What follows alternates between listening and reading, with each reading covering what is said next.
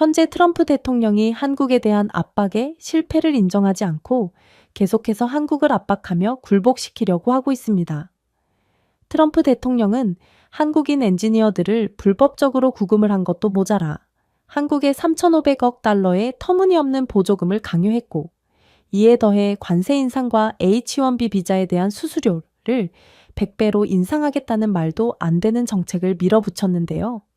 그러나 이러한 한국에 대한 압박은 한국의 천재적인 발상 한 번으로 아예 오히려 모든 손실이 일본으로 가게 되는 결과를 낳았고, 트럼프가 한국을 공격할수록 뜬금없이 일본 경제만 괴멸 직전까지 몰리며 오히려 한국은 상당한 이익을 보는 결과만 맞이하게 되었다고 합니다. 그렇다면 도대체 한국이 어떤 묘안을 냈길래 미국이 한국에 압박을 가할수록 한국은 천문학적인 경제적 이익을 보게 되는 것일까요? 안녕하세요. 제 이름은 다니엘 브룩스이고 저는 백악관에서 미국 안보 책임자로 일하고 있습니다. 저는 그동안 수많은 미사일 경보, 사이버 침입, 끝없는 무역 분쟁 등 엄청난 위기 상황들을 목격했지만 조지아에서 한국 엔지니어들의 구금으로 촉발된 혼란은 그 중에서도 가장 치명적이었습니다. 첫 번째 보고서가 책상 위에 내려졌을 때는 저는 거의 현실을 부정했죠. 메모는 일상적인 비자 집행이라고 주장했습니다. CNN 앵커들은 정색한 얼굴로 그 문구를 반복할 뿐이었죠. 폭스뉴스는 이를 절차적인 불편이라고 불렀습니다. 워싱턴 포스트는 이를 서울의 과잉 반응이라고 비난하기도 했어요. 저도 그렇게 믿고 싶었습니다. 하지만 세부 사항은 계속 저를 긁었습니다. 한국인 엔지니어들은 서류 미비 이민자나 수상한 계약자가 아니었습니다. 현대 자동차와 같은 회사에서 파견한 엔지니어들로 미국의 요구에 따라 미국의 수십억 달러 규모의 공장을 건설하고 파견 온 사람들이었죠. 그럼에도 불구하고 그들은 범죄자처럼 사슬에 묶여 조롱당하고 행진했습니다. 다니엘, 당신은 너무 심각하게 받아들이고 있네요. 제 동료 중 한 명이 웨스트 윙에서 웅크리고 있는 동안 중얼거리더군요. 제가 그런가요? 저는 더 가까이 기울이며 대답했습니다. 언제부터 절차상 불편함이 족쇄와 곰팡이가 핀 방과 관련이 있나요? 그들은 약물 사범에게도 안 할 법한 처절한 대우를 받고 있어요. 그는 찡그렸지만 아무 말도 하지 않았습니다. 침묵은 제가 과민 반응하지 않았다는 것을 말해주었죠. 하지만 저를 더욱 놀라게 한 것은 외국의 반응이었습니다. 유럽 기자들은 물론 눈썹을 치켜 올렸지만 깊이 파고든 것은 일본의 해설이었습니다. 심야 도쿄 방송에서 한 패널이 웃으며 이렇게 말하더군요. 울고 있는 서울을 보세요. 한국인들은 마이크로칩 때문에 자신들이 특별하다고 생각합니다. 하지만 미국인들은 그들에게 자신들의 자리, 즉 목줄을 맨 개들을 보여주었죠. 그것이 균형을 되찾는 것입니다. 스튜디오는 웃었습니다. 또 다른 일본인 해설자가 계속해서 말했어요. 미국은 우리를 상대로 감히 이런 일을 저지르지 못할 것입니다. 일본은 너무 중요하고 충성스럽습니다. 한국은 주제도 모르고 과잉 대응했습니다. 이제 그 대가를 치르게 되었습니다. 클립을 여러 번 재생했습니다. 속이 뒤집혔어요. 잔인함은 엔지니어들의 치료뿐만 아니라 해외로 퍼져나가는 조롱 속에서도 마찬가지였습니다. 일본 언론은 한국의 고통을 오락으로 묘사했는데 이는 도쿄의 복종 전략이 우월하다는 굴욕적인 광경이었어요. 워싱턴의 분위기는 여전히 냉담했습니다. 일반 구금이라고 국토안보부가 다시 브리핑했습니다. 하지만 창백하고 긴장한 한 하급 보좌관이 속삭이면서 상황은 급반전되었죠. 글쎄요, 사진을 봤어요. 이건 전혀 일반적이지 않아요. 한국인 엔지니어들의 발목에는 족쇄가 묶여 그들은 바닥에 기어다녀야 했어요. 한 미국인 경비원이 한국인 구금자들이 먹을 음식 트레이에 침을 뱉기도 했더군요. 회의실은 조용해졌습니다. 잠시 눈을 감았어요. 저는 드디어 이게 무슨 뜻인지 알았습니다. 이야기는 더 이상 이민에 관한 것이 아니었습니다. 존엄성, 동맹, 미국 단어의 신뢰성에 관한 것이었죠. 일본인들이 그 순간을 포착했습니다. 국회에서 한 일본인 의원이 당당하게 서서 선언하더군요. 한국과 달리 일본은 존경을 표합니다. 트럼프 대통령이 기여를 요구하자 우리는 즉시 응했습니다. 그렇기 때문에 일본은 여전히 미국에 신뢰할 수 있는 파트너입니다. 회의장은 박수를 보냈습니다. 오사카의 신문들은 다음과 같은 헤드라인을 장식했어요. 서울은 울고 도쿄는 순종한다. 누가 이길까? 저는 믿을 수 없다는 듯이 그 스크랩을 바라보았습니다. 그들은 마치 힘이 되는 것처럼 복종을 축하하고 있었습니다. 그들은 자신의 부채가 급증하고 일본 국민들이 복지 예산이 무너지는 것에 대해 불평하는 와중에도 주저없이 수십억 달러를 워싱턴으로 송금한다고 자랑했어요. 제게는 충성심보다는 극단적인 두려움처럼 보였습니다. 한편 백악관 언론 브리핑 내부에서는 회의론이 커졌습니다. 기자들은 이렇게 묻더군요. 브룩스 씨, 한국의 분노를 인권 침해와 진지하게 비교하고 계신가요? 과장된 것 아닌가요?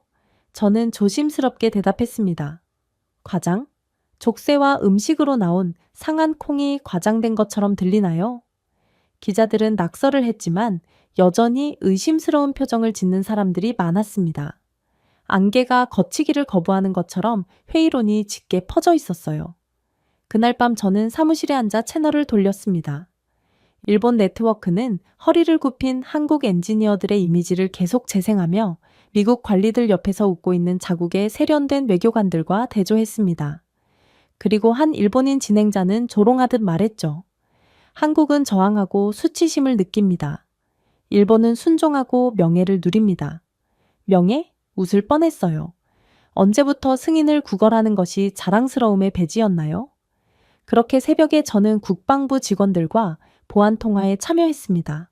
한 장군이 중얼거리더군요. 이건 정말 미친 조치예요. 미국이 동맹국에게 이런 행동을 한 역사는 단 한 번도 없어요. 그것도 동맹국 중에서도 가장 중요한 한국을 상대로 이런 짓을 벌이다니 한국이 엔지니어를 전부 철수시킨다면 미국은 몇 달 안에 반도체 공급망의 절반이 무너진다는 것을 모르고 계신 건가요? 그럼 트럼프는 그렇게나 중요한 한국을 도대체 왜 조롱하고 있다고 생각하시나요? 제가 물었습니다. 의존을 인정하는 것은 파트너를 비웃는 것보다 더 나쁘기 때문입니다. 라고 그는 한숨을 내쉬었어요. 제가 들어본 것 중 가장 냉소적이면서도 잔인하게 정직한 말이었습니다. 한편 일본 관리들은 워싱턴을 위해 사실상 무대에서 공연을 하고 있었습니다. 그들은 열성적인 학생들처럼 고개를 끄덕이며 미국산 옥수수와 대두의 신규 구매를 약속했습니다. 도쿄 내각은 한국이 철수하면 부족한 부분을 메우겠다라고 선언하기도 했죠. 하지만 모든 경제학자들은 일본이 한국 반도체나 배터리를 대체할 수 없다는 사실을 알고 있었습니다. 일본은 그저 고개를 더 깊이 숙이고 더 활짝 웃으며 워싱턴의 결정에 복종할 뿐이었죠. 아이러니가 저를 찌르는 것을 느꼈습니다. 한국은 맹목적인 복종을 거부한 것에 대해 굴욕을 당하고 있었습니다. 하지만 일본은 자발적으로 굴욕을 당하고 있었습니다. 그날 늦게 저는 복도에서 2명의 백악관 인턴이 대화를 나누는 것을 우연히 들었습니다. 일본 언론을 보셨나요? 트럼프를 행복하게 하기 위해 수십억 달러를 지불한다고 자랑하고 있습니다. 네, 다른 사람이 대답했습니다. 강도를 당한 것을 스스로 축하한다고 상상해 보세요. 그들의 웃음은 씁쓸하고 긴장되었습니다. 그들은 일본을 조롱한 것이 아니라 우리가 지켜보는 가운데 서커스가 일어나도록 내버려둔 우리 자신을 조롱한 것이었어요. 주말이 되자 처음 느꼈던 회의로는 확실해졌습니다. 구금은 우연이 아니었습니다. 조롱은 무작위가 아니었죠. 그리고 워싱턴에 항복하면서 서울을 조롱하는 일본의 태도는 힘이 아니었습니다. 충성심을 가장한 절박함이었습니다. 그리고 얼마 안가 더욱 충격적인 상황이 터지게 되었죠. 러트닉 상무부 장관이 연단으로 걸어가면서 브리핑실 내부가 조용해졌던 것이 기억납니다. 카메라가 번쩍이고 보좌관들이 신경질적으로 몸을 흔들며 모든 기자는 한국에 대한 철강 할당량이나 농업 분쟁에 약간의 조정이 있을 것으로 예상했어요. 대신 러트닉은 판사가 선고를 내리듯 손을 들었습니다. 한국은 즉시 3,500억 달러의 보조금을 지급해야 합니다. 그렇지 않다면 모든 수입품의 25%의 관세를 부과하겠습니다. 이 말은 망치로 깨진 유리처럼 공중을 강타했습니다. 잠시 동안 브리핑장에 있던 모든 사람들은 제대로 들었는지 확신하지 못한 채 쳐다보기만 했어요. 한 기자는 그가 100만 달러라고 했나요? 3,500억 달러라고 했나요? 라고 속삭였습니다. 또 다른 기자는 아니요, 그는 3,500억 달러라고 했어요. 그리고 그는 진심이었어요. 라고 대답했죠. 경제학자들은 계산기로 달려갔습니다.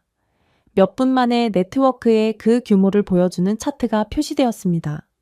한 애널리스트는 서울이 이 금액을 지불하면 국가는 하루아침에 무너집니다.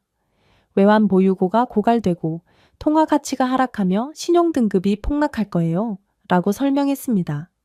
그의 동료는 수요가 아니라 정책 복장을 한 집행통지서라고 암울하게 덧붙였습니다. 신문들은 이 부조리를 조롱했습니다. 캐나다의 한 사설은 이것은 거래가 아닙니다. 이것은 몸값입니다. 라고 조롱했어요. 파이낸셜 타임즈 헤드라인은 갈취의 수확, 전부 지불하거나 더 지불하세요. 라고 외쳤습니다.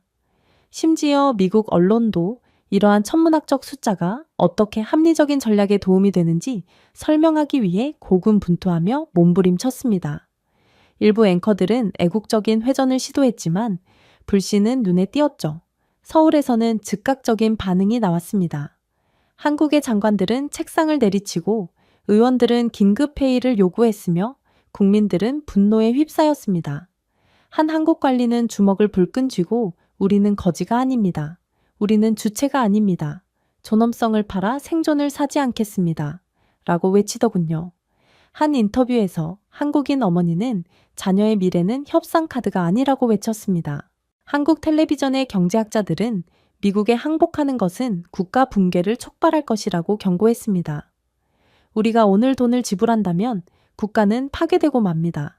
하지만 저항한다면 적어도 우리에게 내일은 주어집니다. 라고 한 베테랑 교수가 말했어요.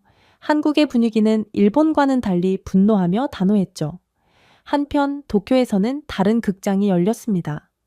미국은 일본에 조용히 비슷한 최후 통첩을 보내며 정중하게 파트너십 안정화 지급이라고 부르는 5,500억 달러를 요구했습니다.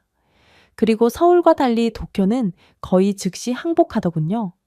48시간 만에 일본 관리들은 전신 송금을 발표하고 동맹을 칭찬하며 미국 외교관들 옆 무대에서 깊은 절을 했습니다. 도쿄의 한 헤드라인은 인내력을 위한 동맹, 일본은 회복력의 모델을 보여준다라고 선언하기까지 하더군요. 하지만 회복력은 예비비를 고갈시키고 더 많이 빌리고 사회 프로그램을 낭비하는 것을 의미했습니다.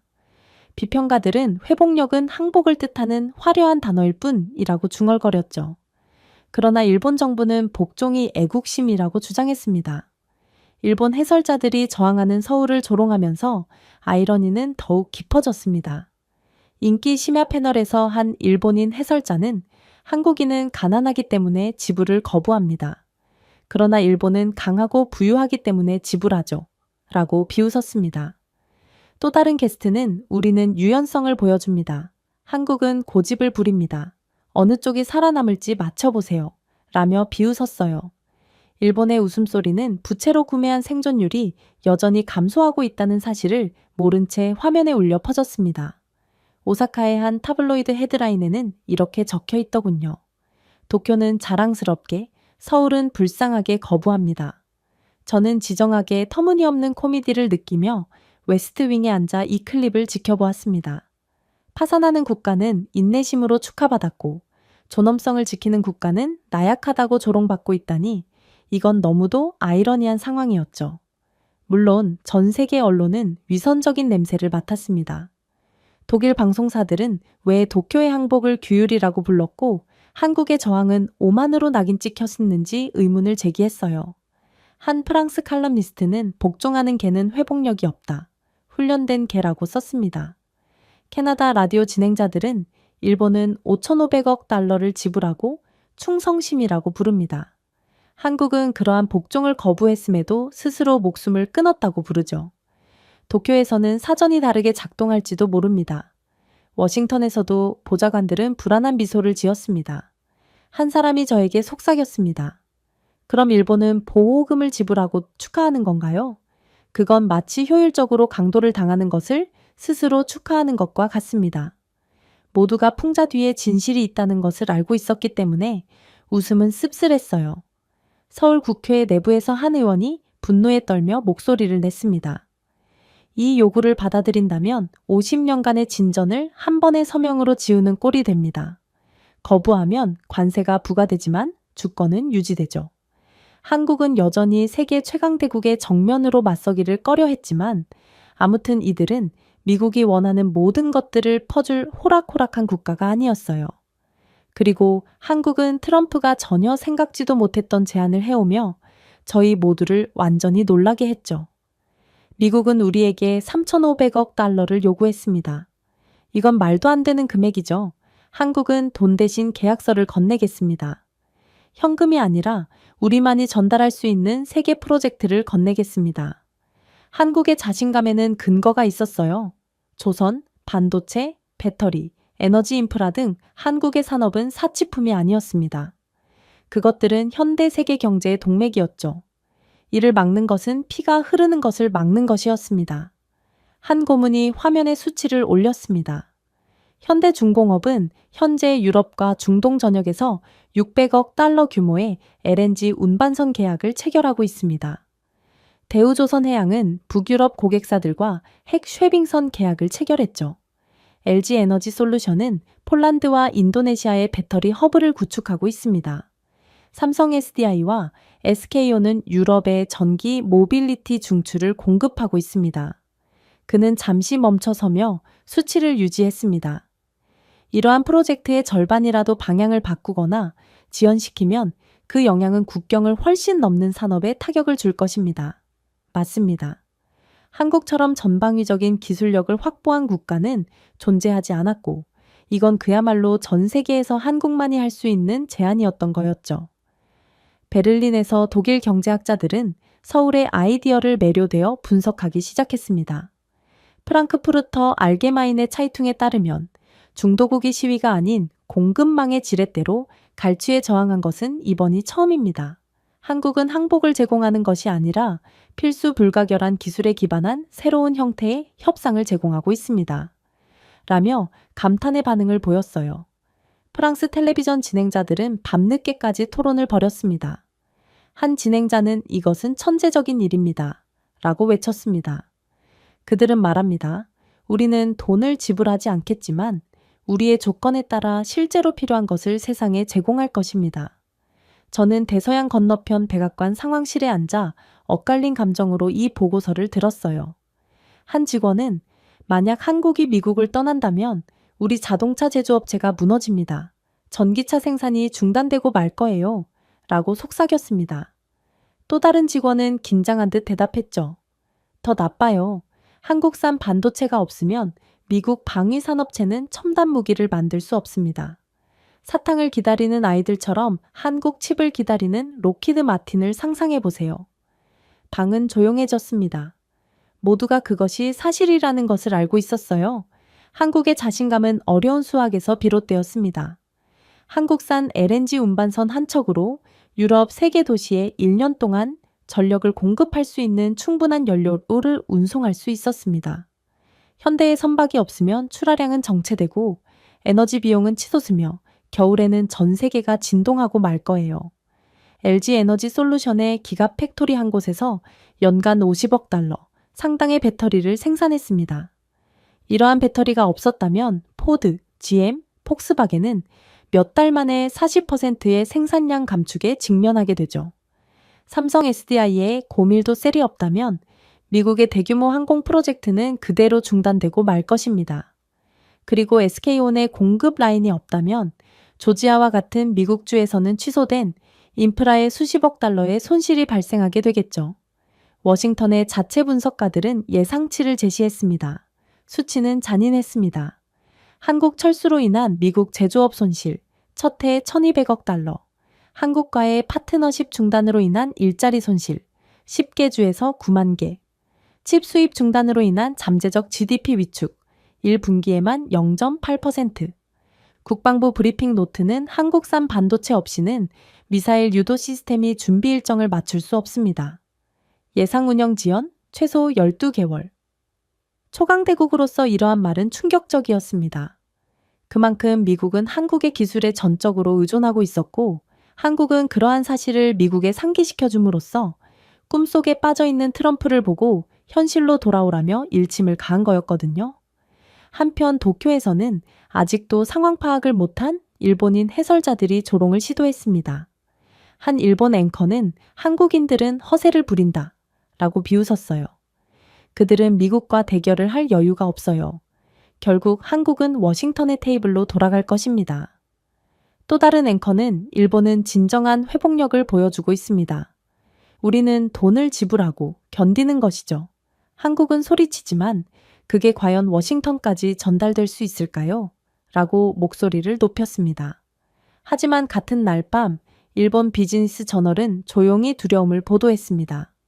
한국이 유럽과 중동으로 계약을 전환하면 일본 조선소는 멸종 위기에 처할 것입니다. 한국 배터리 회사들이 미국을 우회하면 일본 공급 업체들은 시장 전체를 잃게 될 것입니다. 그러나 가장 소름 돋는 부분은 따로 있었어요. 그건 유럽의 반응이었습니다. 한 프랑스 무역부 장관은 기자들에게 한국은 갈취를 기회로 전환했습니다. 오만함 없이 강점을 보여줍니다. 라고 말했습니다. 독일 경제학자들은 이를 훌륭한 체스 행보라고 설명했죠. 투자자들은 한국의 방향 전환 계약으로 인한 이익을 기대하며 한국 주식에 자본을 쏟아붓기 시작했습니다. 서울거래소는 하루 만에 5% 급등했고 월가는 취소된 프로젝트의 부담에 떨었습니다. 한 백악관 보좌관이 브리핑 후 저에게 쓴소리로 말했습니다. 그들은 우리에게 논리를 사용하고 있습니다. 돈을 주는 대신 우리 산업을 하나하나 분해하고 있죠. 최악의 부분은 효과가 있다는 거죠. 미국은 알게 모르게 한국의 기술에 전적으로 의존하게 되었거든요. 저는 그를 바라보며 아무 말도 하지 않았습니다. 하지만 속으로는 그의 말이 옳다는 것을 알았죠. 심지어 이젠 한국 기업들도 호락호락하지 않았어요. 현대중공업의 한 고위 관리자는 기자들에게 워싱턴의 자존심을 살리기 위해 수표를 쓰지 않을 것입니다. 우리를 존중하는 국가를 위해 선박, 배터리, 원자로를 만들 것입니다. 그것이 바로 한국이 살아남는 방법입니다. 라고 말했습니다. 그의 말은 입소문을 탔어요. 유럽과 중동의 시민들도 그의 정서에 공감했습니다. 사우디의 한 애널리스트는 한국산 제품을 살 수 있는데 왜 미국의 위협을 사느냐 라고 따랐죠. 한국은 더 이상 미국의 말만을 맹목적으로 듣는 어린아이가 아니었고 트럼프의 강압을 글로벌 필수 불가결성을 보여주는 플랫폼으로 전환할 능력이 있는 강대국이었던 것입니다. 트럼프의 한국을 모욕하려는 몸값 요구가 오히려 그들의 타의 추종을 불허하는 영향력을 비춘 셈이었어요. 협상의 장이 닫히면서 한 가지 교훈이 분명해졌습니다. 미국은 3,500억 달러의 현금을 요구했습니다. 그러나 한국은 3조 달러의 글로벌 계약을 마음대로 전환할 수 있다는 것을 보여주며 대응했어요. 그리고 전 세계 GDP의 전체 비율에 해당하는 공급망을 공개했죠. 한국은 더 이상 압박을 받는 작은 동맹국이 아니라는 것을 조용히 증명한 것입니다. 하지만 트럼프는 아직도 정신을 차리지 못하고 있었어요. 그는 한국의 대응을 그냥 허세라고 생각했는지 한국은 3,500억 달러를 지불하지 않았으니 한국산 철강과 반도체에 대한 관세 인상을 발표했거든요. 그리고 그날 로즈가든 행사는 마치 승리 퍼레이드처럼 보였습니다. 트럼프는 주먹으로 허공을 때리며 우리는 미국 일자리를 보호할 것입니다. 라고 자랑했습니다. 지지자들은 환호했고 카메라가 작동했고 저녁 앵커들도 같은 후렴구를 패러디했어요. 하지만 이 광경 뒤에는 백악관 안에 있던 우리 모두가 뭔가 잘못되었다는 것을 알고 있었습니다. 우리는 3,500억 달러를 요구했지만 한국은 이를 거부했고 이제 관세가 깨질 것이라고 생각했습니다. 하지만 한국은 아무도 예측하지 못한 것을 선택했는데 그들은 관세를 받아들이고 물러난 거였어요. 서울 내각은 차분하게 우리는 몸값을 지불하지 않을 것입니다. 미국이 25% 관세를 고집한다면 미국이 그 대가를 치르게 됩니다. 우리는 우리를 공정하게 대우하는 국가로 공급망을 전환할 것입니다. 처음에는 이 논리가 노련한 경제학자들조차 놀라게 했습니다. 처벌을 피하는 대신 처벌을 받아들이는 이유는 무엇일까요? 하지만 한국의 전략은 단순한 산술이었습니다. 3,500억 달러를 지불한다는 것은 즉각적인 붕괴를 의미했습니다. 미국이 25%의 관세를 부과한다면 한국은 그냥 미국으로의 공급을 끊으면 됐어요. 한국은 그저 유럽, 중동, 아세안으로 수출을 전환하면 이 관세가 무력화할 수 있고 그렇게 된다면 손실이 통제되었거든요. 이건 전 세계가 원하는 세계 최고 수준의 기술력을 자신하는 국가만이 할 수 있는 계산이었습니다. 물론 도쿄는 여전히 한국을 조롱했습니다. 일본 평론가들은 한국인은 돈을 지불하기에는 너무 가난해서 고집스러운 자존심을 선택합니다. 일본은 돈을 지불하고 신뢰를 확보함으로써 진정한 힘을 보여줍니다. 라고 웃으며 말했죠. 그러나 그들의 웃음소리는 공허하게 들렸습니다. 몇 주 만에 일본의 5,500억 달러 규모의 충성금 지급으로 예비비가 고갈되고 예산 삭감이 강요되었습니다. 일본 병원은 예산 부족으로 인해 병동을 폐쇄하고 인프라 프로젝트가 중단되었으며 가정에서는 세금이 급증했습니다. 도쿄의 비즈니스 저널은 외환 부족에 대해 속삭였어요. 일본 정부는 인내심을 설파했지만 시민들은 비굴하게 말했습니다. 그때쯤이면 평범한 상점 주인들도 우리 아이들의 미래가 사라지는 동안 일본 정부는 워싱턴의 위안만을 사고 있네요. 라고 씁쓸하게 인터뷰했죠. 미국은 첫날만큼은 자신들이 승리한 것처럼 속삭였습니다. 관세가 일자리를 구합니다. 라고 헤드라인이 장식했어요. 철강 노동자들은 녹슬지 않은 마을에서 깃발을 흔들며 자랑스러운 포즈를 취했습니다. 하지만 월스트리트 분석가들은 더 깊은 곳을 바라보며 몸을 떨었습니다. 한 사람은 CNBC에서 누가 한국 대신 칩을 만들고 누가 한국 대신 첨단 철강을 제조할지 설명할 수 있을까요? 관세는 공장을 짓지 않습니다. 공급망을 망가뜨릴 뿐이죠. 라고 직설적으로 물었습니다. 당시 그의 말은 아무도 듣지 않았습니다. 그러나 며칠 후 모두가 그의 말이 어떤 의미를 갖는지 이해하기 시작했죠. 인텔의 조용한 붕괴가 시작되었습니다. 관리자들은 배송 지연을 공개하면서 이사회는 혼란으로 변했습니다. 한 임원은 한국형 디램과 낸드가 없으면 서버 업그레이드가 무기한 중단됩니다. 라고 인정했어요. 이번 달 마감 기한을 지키지 못해 인텔은 약 20억 달러의 계약 손실을 입었습니다. 테슬라는 다음으로 충격을 느꼈습니다. 일론 머스크는 회의실로 뛰어들어 종이를 테이블에 부딪혔어요. 배터리 공급이 목 졸라매고 있습니다. 한국산 셀은 테슬라 생산 라인의 거의 70%의 전력을 공급했습니다. 관세가 수십억 달러 추가되고 한국 기업들이 조용히 유럽으로 배송을 전환하면서 테슬라의 분기별 예상 배송량은 30% 급감했어요. 분석가들은 한 분기에 80억 달러가 넘는 피해를 계산했습니다. 한 엔지니어는 한국산 배터리 없이는 전기차 혁명을 일으킬 수 없다 라고 중얼거렸습니다. 그러자 보잉이 등장했습니다. 이 거대 항공사는 동체와 고강도 합금을 위해 한국산 특수강에 크게 의존하고 있었어요. 그러나 관세로 수입이 막히고 한국이 사우디아라비아와 독일로 공급을 옮기면서 보잉의 생산 라인은 얼어붙었습니다. 분노한 이사회 멤버가 테이블을 두드렸습니다. 150억 달러에 달하는 지상 항공기 계약 12건을 주시하고 있습니다. 이해하시나요? 항공사들이 환불을 요구하고 있습니다. 또 다른 멤버는 한국산 합금을 대체할 수 없습니다. 일본은 한국산의 품질을 따라잡을 수 없고 중국의 공급은 항상 안전점검에 실패합니다. 라고 암울하게 덧붙였습니다. 이 방은 비명으로 터져나왔고 분노한 투자자들은 몰려들어 항의했어요. 그러나 가장 충격적인 점은 따로 있었습니다. 하지만 진정한 패닉은 실리콘밸리에서 비롯되었거든요. 마이크로소프트 경영진은 긴급 전화를 걸었고 목소리는 긴장해 있었습니다. 서버가 지연되고 있습니다. 한국어 디램이 없으면 애절 고객은 서비스 중단에 직면하게 됩니다.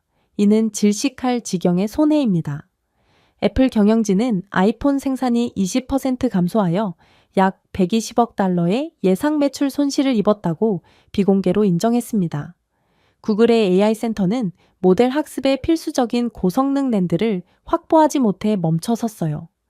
마운틴뷰에서 유출된 메모에는 한국이 없으면 실리콘밸리는 산소를 잃게 된다는 소름 끼치는 대사가 하나 있었습니다. 심지어 미국 방위 산업체들도 반발했습니다.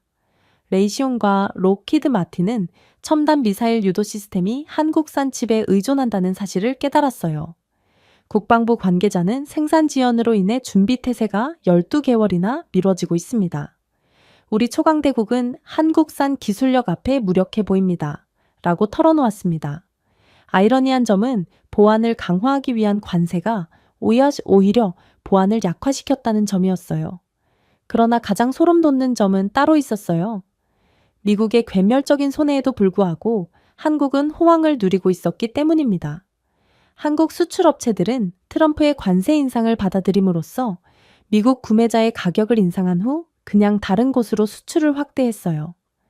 LG 에너지 솔루션은 유럽으로의 출하량을 2배로 늘렸고 6개월 안에 40억 달러의 매출 증가가 예상되었습니다. 현대철강은 고강도 제품을 인도와 중동으로 이전하여 90억 달러 규모의 계약을 체결했죠. 삼성전자는 독일과 프랑스 데이터 센터에 반도체 공급을 늘려 기록적인 수익을 올렸습니다. 즉, 한국은 미국이 협박한 관세를 납부한 후에도 한국의 글로벌 수익은 전년 대비 12%나 증가했던 거였어요. 이에 대한 메시지는 분명했습니다. 한국은 처벌을 이익으로 전환했다는 거였죠. 한 서울 경제학자는 텔레비전에서 한국은 몸값을 거부하고 공급을 이동함으로써 주권을 보호하고 시장을 확대했습니다. 미국은 지렛대를 잃지만 한국은 새로운 파트너를 얻습니다. 라고 설명했습니다. 그리고 실제 수치가 이야기를 증명했어요. 한국의 대미 철강 수출은 30% 감소했지만 사우디아라비아, 브라질, 독일의 계약에 힘입어 전 세계 철강 수출은 45% 증가했습니다. 대미 반도체 수출은 이 20% 감소했지만 유럽과 동남아시아 판매는 50% 급증했습니다. 한국의 무역 흑자는 사상 최고치를 기록했고 아이러니하게도 일본의 적자는 급증했어요.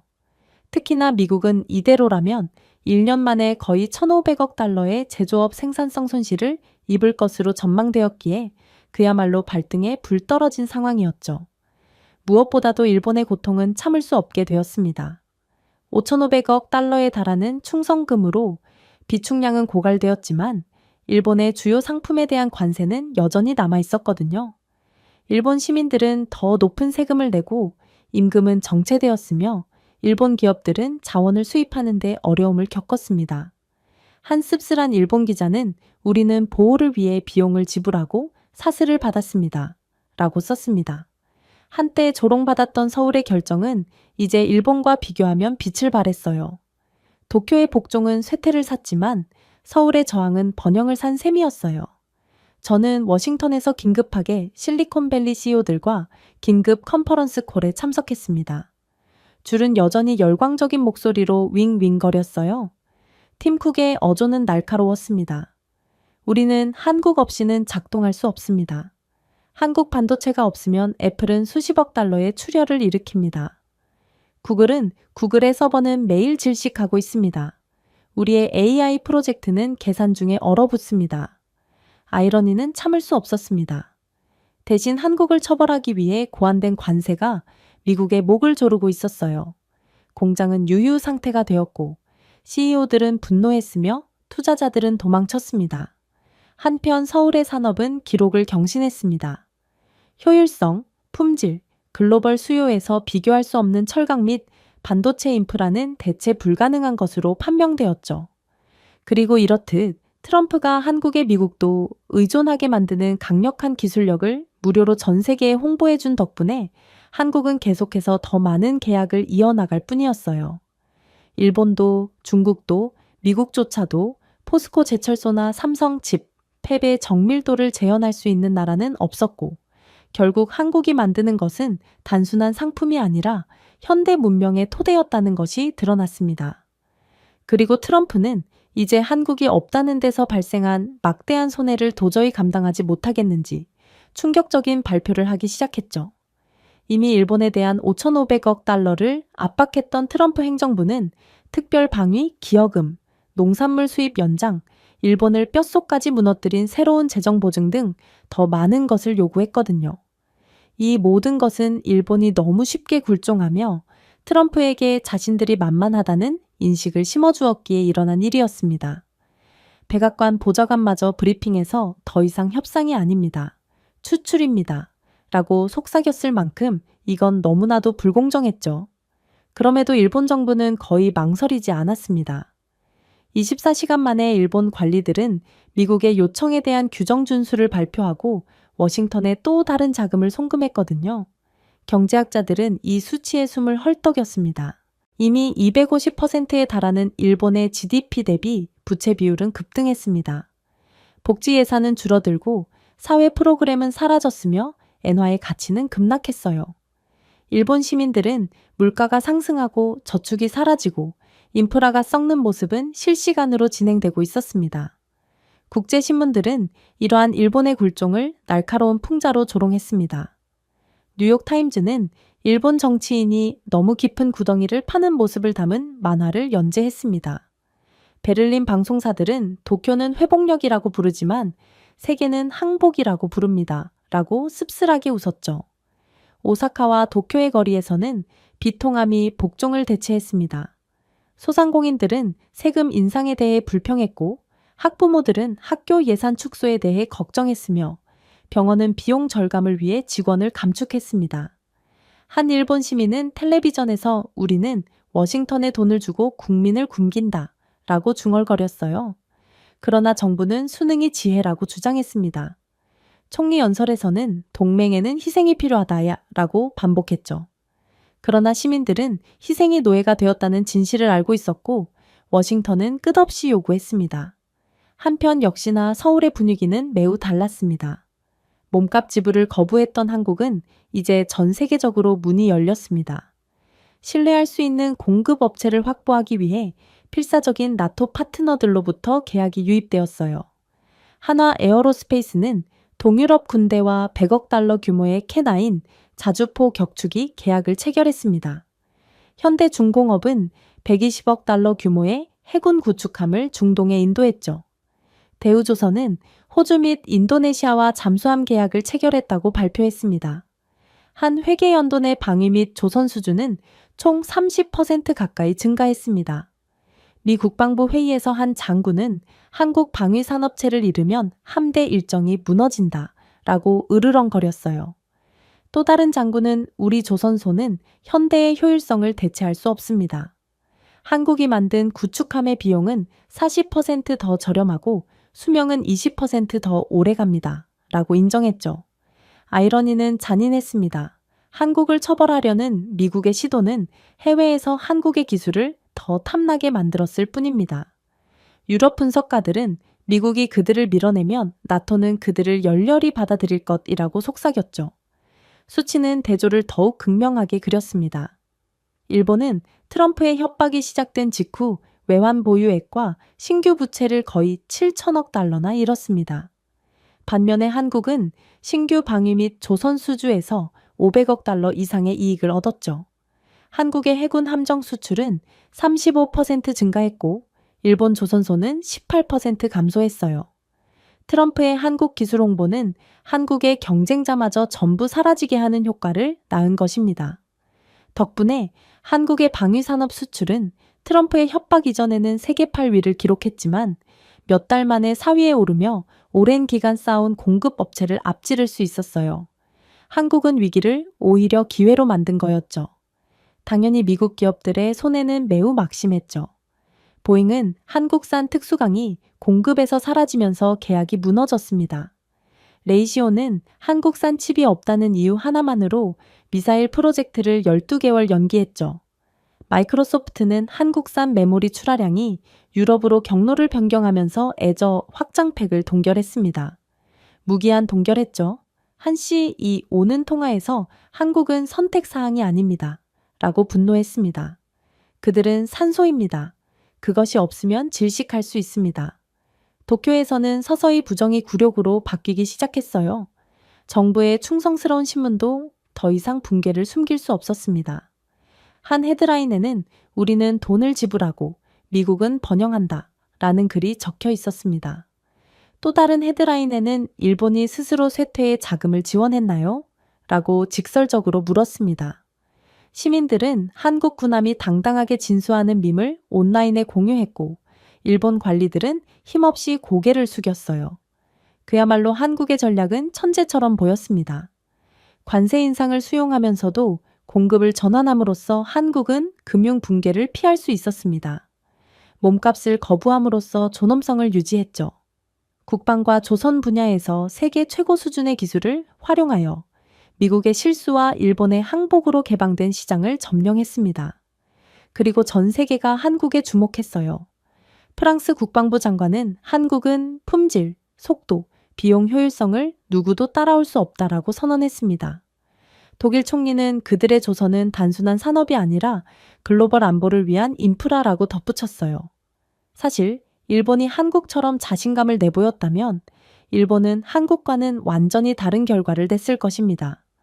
왜냐하면 한국의 기술력은 미국이 꼼짝 못하도록 만드는 세계 최강이었고 따라서 이러한 트럼프의 협박에 맞불을 놓는 전략은 오직 한국만이 가능한 전략이었거든요.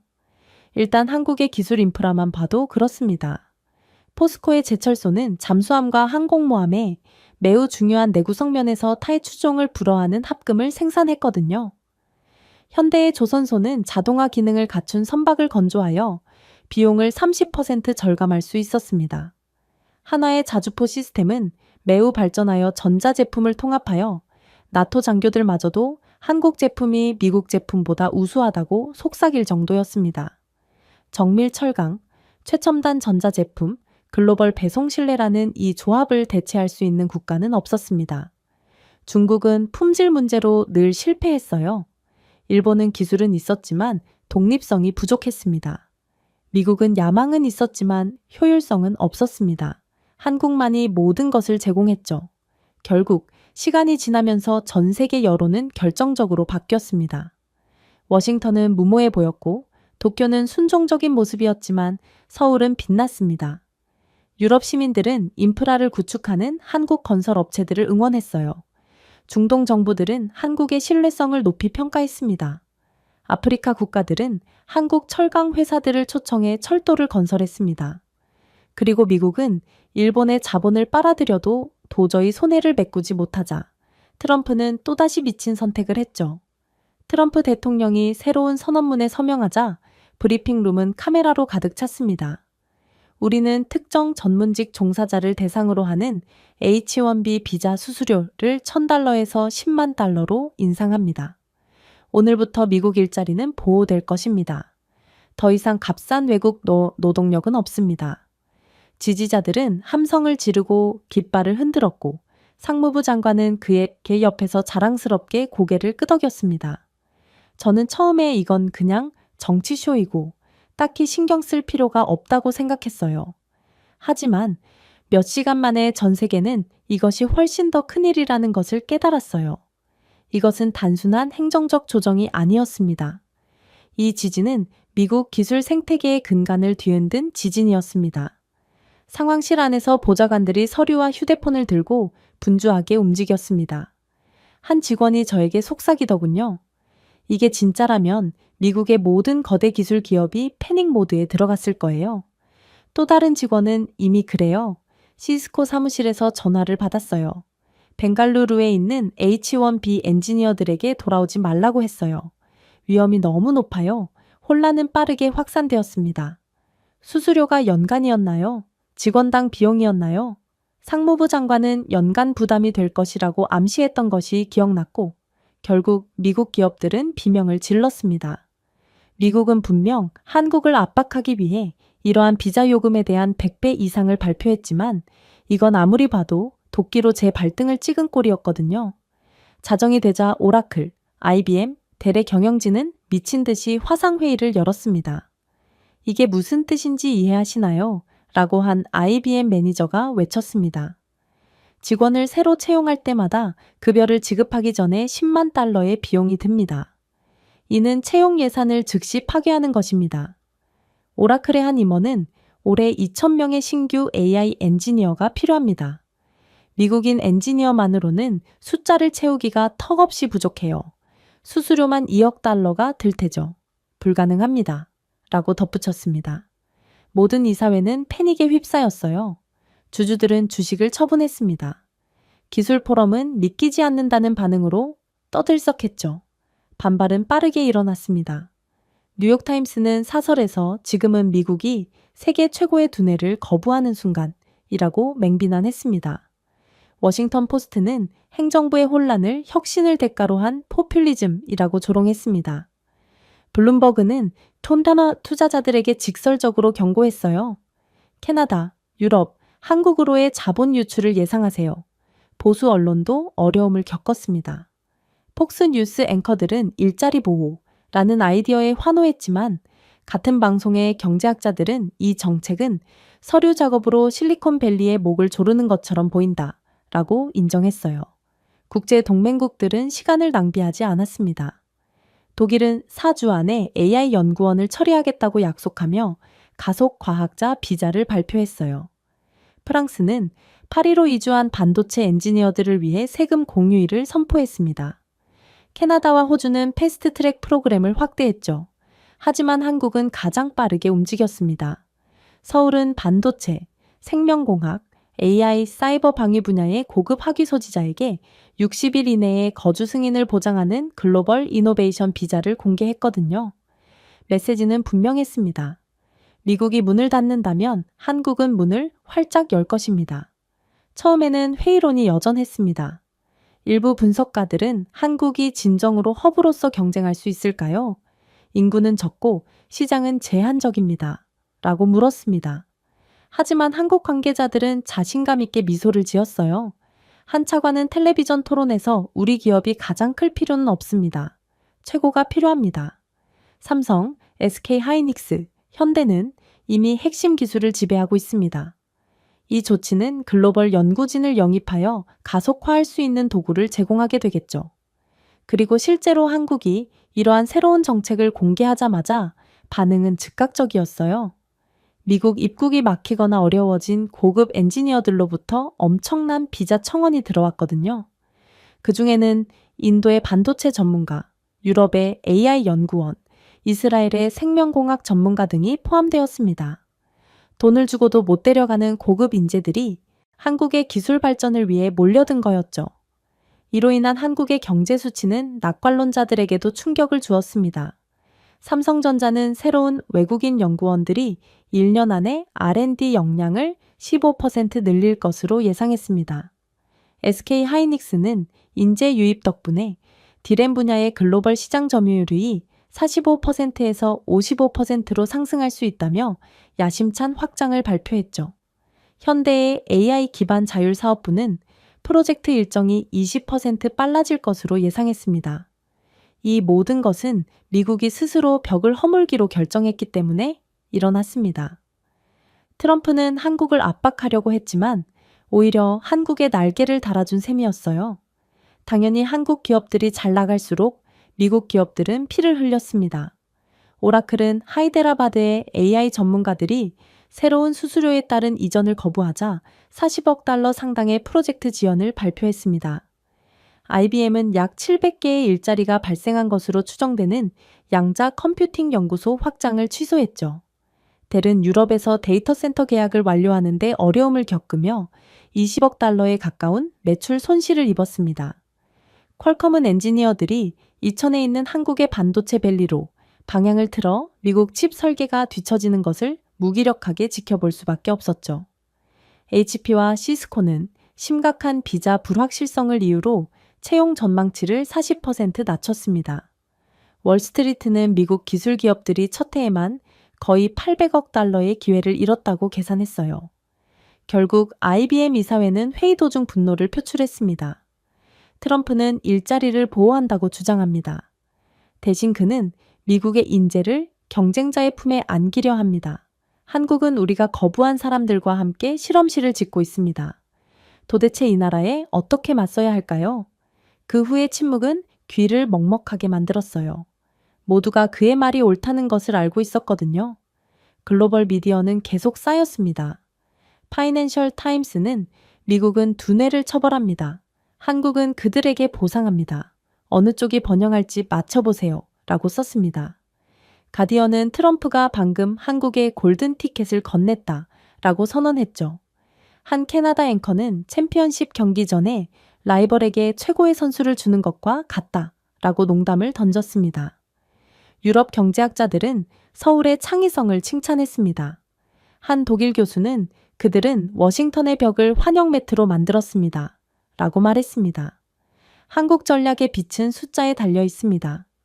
미국의 3,500억 달러의 요구를 충족시키는 대신 한국은 비자 보조금과 연구 보조금에 약 50억 달러를 투자하여 2년 안에 신규 특허, 계약, 수출에 약 500억 달러의 수익을 올릴 것으로 전망되었어요. 이는 우연이 아니라 계산으로 탄생한 상상할 수 있는 투자 수익률 중 가장 높은 수치였습니다. 이젠 미 국방부도 걱정하기 시작했어요. 시스코의 네트워킹 지연으로 사이버 방어 프로그램이 중단되었습니다. 퀄컴의 칩 부족으로 보안 통신 속도가 느려졌죠. 국제 전문가가 없으면 미국의 혁신 파이프라인은 좁아지기만 할 뿐인 것입니다. 한편 한국은 방위 AI 분야에서 외국 전문가를 자율 해군 시스템과 극초음속 요격기 개발 프로젝트에 통합하며 앞서 나갈 전망이었습니다. 한 유럽 국방 분석가는 이렇게 요약하더군요. 미국은 엔지니어를 차단했습니다. 그러나 한국은 엔지니어를 무기화했죠. 얼마 지나지 않아 미국 CEO들의 분노가 폭발했어요. 오라클의 레리 앨리슨의 목소리에 분노가 터져나왔습니다. 우리는 트럼프의 어리석음 때문에 수십억 달러를 잃고 있습니다. 한국은 우리에게 필요한 인재를 밀렵하고 있다고요? IBM의 지니 로메티 후임자는 수십 년 동안 연구소를 지었는데 이제는 서울로 이사합니다. 이건 광기입니다. 라고 씁쓸하게 덧붙였죠. 대래 한 관계자는 트럼프가 실리콘밸리를 유령의 계곡으로 만들고 있다. 라고 단호하게 결론 지었습니다. 이로써 연말까지의 스코어보드는 부인할 수 없는 수준이었습니다. 한국의 기술 부문은 거의 600억 달러의 새로운 가치를 추가할 전망이었어요. 반면에 미국은 거의 1,000억 달러의 손실을 입었죠. 연설보다 더 큰 폭으로 감소한 수치였습니다. 트럼프는 분명 미국의 일자리를 지키겠다고 약속했어요. 대신 미래를 수출했죠. 그리고 저는 트럼프가 우습게 본 이 작은 나라는 어쩌면 미국을 능가하는 엄청난 잠재력을 가지고 있었을지 모른다는 생각에 공포에 질릴 수밖에 없었습니다. 그러나 이미 때는 늦은 상태였어요. 한국인 구금 사태 이후 미국에 있는 모든 한국인 엔지니어는 즉시 귀국을 하기 시작했는데 이미 한국은 기업 차원에서 철수를 명령했고 그럴 필요가 없는 엔지니어들조차도 더 이상 미국의 불안정성에 자신의 미래를 걸고 싶지 않다며 전부 빠져나간 상태였거든요. 결국 지금에 와서야 이에 대한 재앙적인 결과가 시작되었습니다. 삼성전자, SK하이닉스, LG에너지솔루션은 조지아와 텍사스에서 가동을 중단했고 한때 미국 산업 부흥의 초석으로 여겨졌던 이 프로젝트는 완전히 망가지고 말았어요. 워싱턴에서는 충격이 공황으로 변했습니다. 상무부 관계자는 긴장한 듯 속삭였습니다. 정말 한국인들은 다시는 돌아오지 않을까요? 모든 엔지니어와 모든 공장들이 영원히 미국으로 돌아오지 않는 건가요? 한 보좌관이 암울하게 대답했습니다. 네, 그들은 절대로 돌아오지 않을 거예요. 하룻밤 사이에 62억 달러의 프로젝트가 증발했습니다. 백악관은 이를 협상 전술로 일축하려 했지만 조립 라인의 침묵은 그렇지 않았어요. 조지아, 오하이오, 텍사스 주지사들은 분노를 표출했습니다. 조지아 주지사 캠프는 기자회견에서 우리 국민은 빈 주차장이 아닌 일자리를 약속받았습니다. 우리는 고속도로를 건설하고 세금 감면 혜택을 제공하며 노동자를 훈련시켰습니다. 그리고 이제는 사라졌습니다. 일주일 만에 수천 명의 실업자가 발생했다는 말입니다. 오하이오 주지사는 무뚝뚝했습니다. 이것은 단순한 정치가 아닙니다. 이것은 생존입니다. 공장 바닥에서는 분노가 느껴졌어요. 조지아주에서는 미국 기술자들이 침묵의 칩 기계를 응시하며 서 있었고 감독관은 사라진 상태였어요. 한 근로자는 현지 뉴스에 우리는 하룻밤 사이에 모든 것을 잃었습니다. 라고 외쳤습니다. 텍사스에서는 LG의 배터리 시설이 별다른 경고 없이 문을 닫았습니다. 수백 명의 근로자들이 골판지 표지판을 들고 밖에 모였어요. 한국인들은 우리를 위해 땀을 흘렸는데 트럼프는 그들을 내쫓음으로써 우리의 일자리까지 빼앗았습니다. 인터뷰는 소셜미디어 전반으로 퍼져나가며 분노의 폭풍을 일으켰어요. 하지만 가장 큰 충격은 따로 있었어요. 그건 바로 디트로이트의 상황이었죠. 포드와 제너럴 모터스는 한국산 칩이 없다는 이유로 차량 생산을 중단했습니다. 수만 대의 자동차가 공장에서 한국산 반도체가 없다는 이유로 미완성 상태로 방치되었어요. 한 포드 관리자는 이런 상황이 계속되고 있어 매달 20억 달러의 손실을 보고하고 있다라고 인정했습니다. 크라이슬러도 비슷한 재앙에 직면하여 한 분기에 5억 달러의 손실을 보고했죠. 해고 사태가 미시간 전역을 휩쓸었습니다. 대대로 자동차 회사에서 일해온 가족 전체가 실업 상태에 빠졌습니다. 씁쓸함이 거리로 쏟아졌어요. 미시간, 오하이오, 조지아의 공장 밖에서도 시위가 벌어졌습니다. 노동자들은 트럼프는 일자리를 약속했습니다. 대신 분홍색 전표를 전달했습니다. 라고 외쳤습니다. 일부는 관세가 내 일자리를 가져갔다. 라고 적힌 현수막을 들고 있었어요. 뉴스 앵커들은 이 장면을 느린 움직임의 산업 붕괴라고 묘사했죠. 경제학자들은 한국인의 철수로 인해 6개월 안에 거의 12만 개의 일자리가 직접 사라질 거라고 계산했습니다. 공급업체, 계약업체, 서비스 근로자들이 연쇄 반응을 느끼면서 간접 손실은 그 2배로 증가할 예정이었죠. 그러나 아이러니하게도 미국은 불타고 있는 반면 서울은 번영했습니다. 미국의 제약에서 벗어난 한국 기업들은 전 세계로 자원을 이전했는데 전 세계 각국 정부는 자국 기업이 아닌 한국 대기업을 유치하기 위해 호화로운 인센티브 패키지를 발표했거든요. 분석가들은 이 패키지를 한국 산업의 경매라고 불렀습니다. 그리고 그 규모는 모두를 충격에 빠뜨렸죠. 사우디아라비아는 리야드에서 국가 배터리 허브 건설을 위해 220억 달러의 보조금을 약속했습니다. 관계자들은 이를 사막의 녹색 피벗이라고 불렀습니다. 텔레비전 화면에 이 수치가 나타나자 군중들은 숨을 헐떡였습니다. 베트남은 빠르게 움직였어요. 팜 총리는 현대와 LG가 공장과 항구를 연결하는 고속도로, 통행료가 없는 새로운 고속철도 통로에 영구적으로 접근할 수 있게 될 것이라고 선언했습니다. 한국의 상품은 어떠한 장벽 없이 굴러갈 것입니다. 라고 그는 약속했죠. 기자들은 회의적으로 이것이 지속 가능한가요? 라고 물었습니다. 그의 대답은 간단했습니다. 우리는 그들이 떠나는 것을 보느니 차라리 한국인을 위한 도로를 건설할 것입니다. 아부다비도 반짝이는 제안으로 동참했어요. 한 장관은 20년 동안 세금이 없고 한국 기업에 대한 수도, 전력, 통신 요금도 없다 라고 자랑했습니다. 헝가리도 비슷한 패키지로 대응하며 한국 직원 가족을 위한 무료 공과금과 교육 보조금을 강조했습니다. 며칠 만에 폴란드는 바르샤바 인근에 무료 산업용지를 발표했고 인도네시아는 할인된 가격으로 장기 석유 공급 계약을 체결했어요. 그야말로 한국을 모셔가기 위한 경쟁은 치열했던 것입니다. 서울 재무부 내부에서는 관계자들이 이 광경에 감탄했습니다. 한 고문은 다이아몬드 입찰자처럼 우리 공장을 놓고 경쟁한다? 라며 웃더군요. 또 다른 고문은 이제 더 이상 협상이 아닙니다. 항복입니다. 전 세계는 우리 없이는 살아남을 수 없다는 것을 알고 있습니다. 트럼프를 제외하고 말이죠. 라고 덧붙였습니다. SK온의 한 고위 임원은 기자들에게 하루에도 수건의 진지한 제안을 받고 있습니다. 마치 글로벌 경매장 같은 느낌입니다. 라고 설명했습니다. 수치야말로 이러한 열풍을 잘 보여주었습니다. 단 몇 주 만에 한국 기업들은 1,500억 달러 이상의 확정된 보조금, 토지 보조금, 인프라 약속을 받았거든요. 사우디아라비아의 패키지만 해도 GDP의 거의 3%를 차지했습니다. 베트남의 인프라 약속은 연간 운송, 예산의 절반 이상을 차지했죠. 그러나 놀랍게도 지도자들은 열정적으로 결정을 옹호했습니다. 에미리트 장관은 비용은 문제가 되지 않습니다. 라고 선언했습니다. 투자입니다. 한국은 우리 산업에 활력을 불어넣습니다. 이렇듯 전 세계가 한국 기업을 모셔가기 위해 간이고 쓸개고 전부 내어주는 이유는 명확했어요.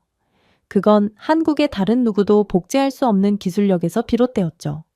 한국의 배터리는 전 세계 전기 자동차의 65%를 구동했습니다. 디스플레이는 프리미엄 스마트폰의 70%를 차지했죠. 반도체는 전 세계 메모리 칩의 거의 절반을 차지했습니다. 이러한 제품이 없었다면 현대 경제는 단순히 침체되었을 뿐입니다. 유럽은 에너지 위기 상황에서 한국의 그리드 배터리가 네트워크를 안정화시킨 이후부터 이를 깨달았습니다. 아세안은 한국 조선소가 LNG 운반선을 누구보다 빠르게 인도했을 때 이를 목격했죠. 중동 지도자들은 석유 기반 경제가 친환경 다각화를 요구하자 이를 인정할 수밖에 없었어요. 그럼에도 워싱턴의 회의론자들은 이 광경을 경시하려고 노력했습니다. 한 미국 상원 의원은 케이블 뉴스에서 과장된 약속이라고 중얼거렸습니다. 하지만 기자들은 한국 기업들이 이미 수백억 달러 규모의 구속력 있는 계약을 체결했다고 지적하며 그의 말을 끊었습니다. 상원 의원은 침묵할 수밖에 없었죠. 한편 유럽 신문들은 한국의 새로운 역할을 환영했습니다. 한국은 운전석에 앉았습니다. 라고 르몽드는 선언했습니다. 다른 사람들은 더 이상 운전석을 잡을 수 없습니다.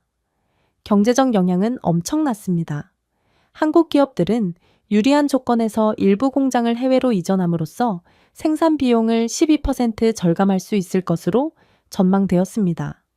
회계연도 내의 수익이 20% 급증할 것으로 예상되었죠. 서울의 주가는 사상 최고치를 기록했습니다. 연기금이 급증했어요. 분석가들은 인센티브만으로도 800억 달러의 직접적인 기업 혜택이 추가되어 장기 수익률이 훨씬 높아진 것으로 추정했습니다. 리야드에서 모하메드 빈 살만 왕세자는 이에 대해 직설적으로 말했습니다. 우리가 한국을 선택한 이유는 그들만이 유일하게 성과를 내기 때문입니다. 그들은 우리 정유소를 지었습니다. 그들은 우리 배를 만들었습니다. 이제 그들은 우리의 미래를 건설할 것입니다. 부다페스트에서 헝가리 재무장관은 한국인을 유지하기 위해 비용을 지불해야 한다면 기꺼이 지불할 것입니다. 라고 인정했어요. 심지어 이제는 일반 시민들도 이러한 변화를 알아차렸습니다. 베트남에서는 현지인들이 이제 우리 열차는 한국의 것이라고 농담을 던졌습니다. 아부다비에서는 공장과 함께 지어진 새로운 한국 학교의 가족들이 감탄했죠. 폴란드에서는 젊은 엔지니어들이 삼성의 새 캠퍼스에서 인턴십을 신청하기 위해 몰려들었습니다. 한 학생은 우리는 더 이상 실리콘밸리를 꿈꾸지 않습니다. 판교를 꿈꿉니다. 라고 외쳤습니다. 반면 미국은 무기력하게 지켜보았습니다. 관세와 정신 나간 비자 정책이 한국 기업을 쫓아냈습니다. 이제 다른 국가들도 그들을 환영하기 위해 경쟁하고 있어요. 그리고 한 한국 장관은 텔레비전에서 그 논리를 설명하더군요. 왜 적대적 시장에 접근하기 위해 몸값을 지불하나요? 우리는 관세를 받아들이고 자원을 재배치하며 다른 곳에서 파트너를 얻습니다. 세상은 한 나라보다 더 큽니다. 미국이 관세를 25% 부과하던 125% 부과하던 우리는 그저 다른 국가의 물건을 팔면 그만입니다. 그의 말에 아무도 반박을 할 수가 없었어요. 그럼에도 백악관으로 돌아온 트럼프는 집회에서 우리는 승리하고 있습니다. 우리는 미국 일자리를 보호했습니다. 라고 주장했습니다. 하지만 충성스러운 지지자들조차 의심하기 시작했죠. 미시간에서는 해고된 자동차 노동자들이 카메라를 향해 승리, 주위를 둘러보세요. 우리는 이미 지고 있어요. 라고 외쳤습니다. 조지아에서는 주민들이 대통령의 주장을 조롱했죠. 그는 승리라고 말합니다. 하지만 우리는 압류를 봅니다. 여론조사 결과 블루칼라 유권자들 사이에서 트럼프의 지지율은 30% 아래로 떨어졌어요. 아이러니는 잔인했습니다. 한국을 처벌하기 위해 고안된 트럼프의 관세는 오히려 디트로이트를 처벌했거든요. 한국을 압박하기 위한 그의 조공 요구는 대신 오하이오를 압박했습니다. 그 사이 한국의 신뢰는 높아졌습니다. 미국의 소나귀에서 벗어난 한국은 나토 파트너, 걸프 국가, 동남아시아 동맹국들과 계약을 협상했거든요. 없어서는 안 될 공급업체로서의 명성은 더욱 강화되었을 뿐입니다. 그러나 더욱 충격적인 점은 따로 있었어요. 미국의 피해는 자동차를 넘어 확산되었거든요. 한국산 철강 부품에 의존하는 캐터필러는 생산량을 30% 감축한다고 발표했습니다. 스마트 트랙터용 정밀칩에 의존하는 존 디어는 농부들에게 1년 동안의 배송 지연에 대해 경고했습니다. 농업주들은 큰 타격을 입었습니다. 아이오와의 한 농부는 CNN에 기계 없이는 내년에 심을 수 없습니다. 라고 말했어요. 이것은 보호가 아니라 붕괴입니다. 수치가 반영되면서 월스트리트는 떨렸습니다.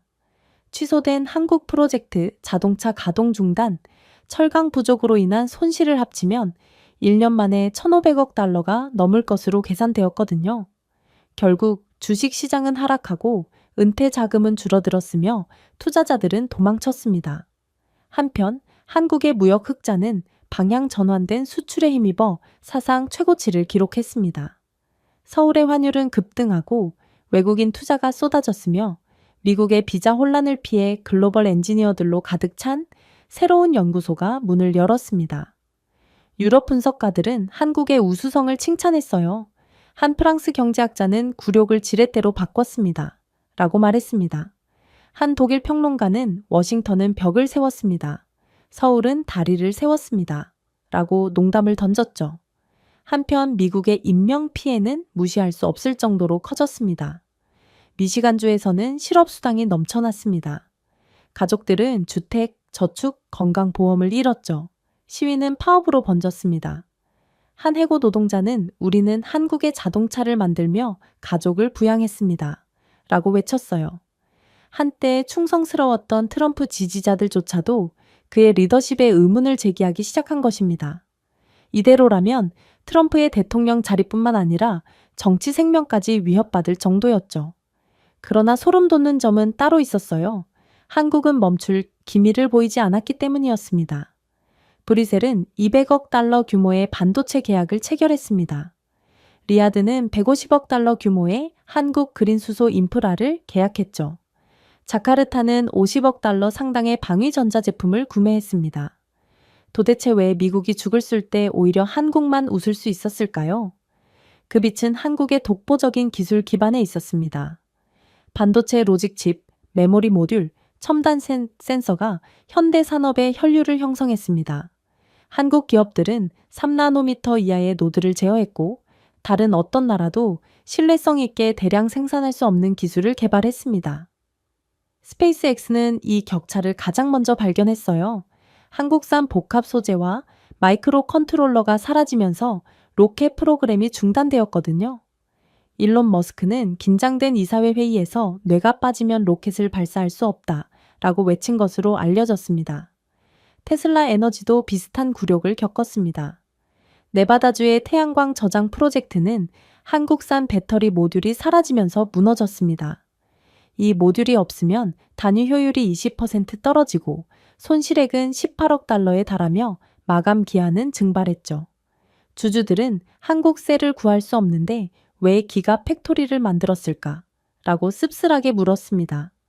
경영진은 아무 대답도 하지 않았습니다. 한국이 미국을 버린다는 건 그 누구도 예상하지 못한 시나리오였기 때문입니다. 결국 이제는 워싱턴의 분위기는 부정에서 탈진으로 완전히 바뀌었습니다.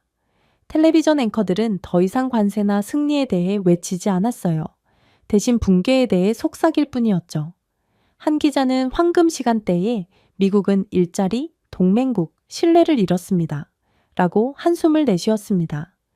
그리고 이 모든 것은 한때 작다고 불렸던 국가를 과소평가했기 때문입니다. 웨스트윙 내부의 침묵은 참을 수 없었어요. 한때 붐볐던 복도는 이제 패배로 메아리 쳤습니다. 저는 책상에 앉아 공장 폐쇄, 동맹 단절, 시민 실업 등 끝없는 보고서를 검토했습니다. 그 증거는 압도적이었습니다. 우리가 압박하려던 한국은 상상을 초월할 정도로 부상했어요. 그리고 초강대국이었던 미국은 현재 고립되고 위축된 차에 서 있을 뿐이었죠.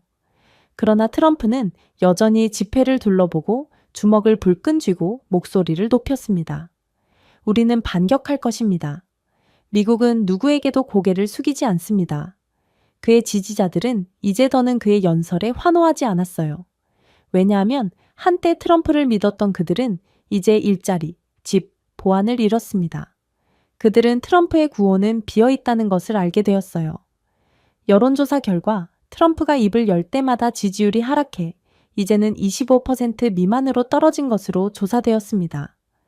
충성파들조차도 우리는 오만함을 따랐고 그것이 우리를 여기까지 이끌었습니다. 라고 중얼거렸어요. 한편 한국의 존엄성은 전설이 되었습니다. 세계 지도자들은 서울을 원초적인 힘이 아닌 회복력으로 칭찬했어요. 유럽 연합 총리는 그들은 압력에 저항했고 세계의 존경을 받았다 라고 선언했습니다. 아프리카 대통령들은 철도를 완벽하게 건설한 한국 엔지니어들을 칭송했어요. 중동 장관들은 전력망을 안정화한 한국 기술에 박수를 보냈습니다. 라틴 아메리카에서도 신문들은 한국을 21세기 주권의 모델이라고 극찬했죠. 저는 미국이 한국을 보고 의존적이라고 일축했던 초창기를 떠올렸습니다. 우리는 관세, 위협, 최후 통첩이 그들을 굴복시킬 것이라고 믿었습니다. 대신 그들은 모든 타격을 오히려 자신들에게 유리하게 만들었어요. 한국은 공급망을 바꾸고 새로운 동맹을 맺으며 자신들의 이름으로 글로벌 표준을 작성했습니다. 그들은 존엄성이 전략이 될 수 있고 전략이 운명이 될 수 있음을 증명했죠. 덕분에 미국의 비용은 엄청났습니다. 일자리는 수십만 개로 사라졌습니다. 수조 달러에 달하는 산업 계약은 증발했어요. 충성심이 강했던 동맹국들은 서울을 향해 표류했죠. 한때 풍요로웠던 신뢰는 고갈되었습니다. 파트너들이 한국 기술을 선호하면서 군사적 영향력마저 약화되었습니다. 우리는 강갑에 모든 것을 걸고 모든 것을 회복력에 빼앗겼습니다. 물론 미국에 무조건 항복을 외쳤기 때문에 모든 돈이 미국으로 그대로 빨려 들어간 일본보다야 상황이 나았지만 사실상 미국도 일본과 별반 다르지 않은 상황이었어요. 미국의 부도 전부 한국으로 빨려 들어간 것과 다르지 않았거든요.